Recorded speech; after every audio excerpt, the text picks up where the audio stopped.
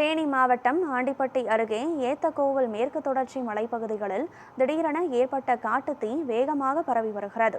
இதுகுறித்த கூடுதல் விவரங்களை நமது செய்தியாளர் அசோக்குமார் வழங்க கேட்கலாம். அசோக்குமார், அங்கு ஆண்டிப்பட்டி அருகே ஏத்தக்கோவிலில் ஏற்பட்டிருக்கக்கூடிய இந்த தீயை நம்மால் காட்சிகளாக பார்க்க முடிகிறது. இதனால் அங்கு எத்தகைய பாதிப்பு இயற்கை வளங்களுக்கு ஏற்பட்டிருக்கிறது? தீயை அணைக்கும் பணி தற்போது எந்த கட்டத்தில் இருக்கிறது? வணக்கம்.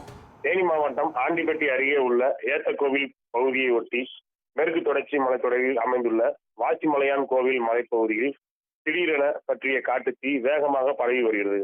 மலைப்பகுதியில் கீழிருந்து மேல் நோக்கி 2 நீள் வடிவில் பற்றி எரிந்து வரும் காட்டுத்தீ கொஞ்சம் கொஞ்சமாக வேகமாக பறந்து வருகிறது.